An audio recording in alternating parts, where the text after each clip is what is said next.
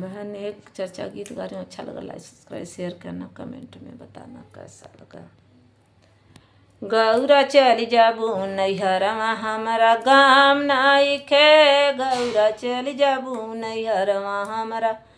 गाम नाही बाय, गौरा चली जाबू नैहरवा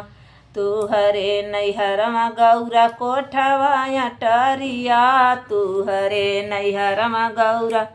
कोठवा अटरिया, हर टूट ही मड़ैया वो से काम नाइखे,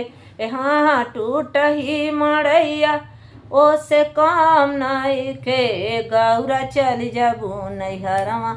हमरा गाम नाही बाय, गौरा चल जाबू नैहरवा हमरा गाम नाही बाय, गौरा चल जाबू नैहरवा हमरा तू हरे नैहरवा गौरा पूड़िया मिठाइया, तू हरे नैहरवा गौरा पूड़िया मिठाइया, हर भांगिया कई गोलवा ओ से काम नाही बाय, हाँ भांगिया कई गोलवा ओ से काम नाही बाय, गौरा चली जाबू नैहरवा हमरा गाम नाही बाय, गौरा चली जाबू नैहरवा हमरा गाम नाही बाय, गौरा चली जाबू नैहरवा तू हरे नैहरवा गौरा मोटर गाड़िया, तू हरे नैहरवा गौरा मोटर गाड़ी, हर बसहा बयलवा ओ से काम नाही बा, हाँ बसहा बयलवा ओ से काम नाही बाय, गौरा चली जाबू नैहरवा हमारा गाम नाही बाय, गौरा चली जाबू नैहरवा हमारा गाम नाही बाय, गौरा चली जाबू नैहरवा तू हरे नैहरवा गौरा गादा गलाइचा,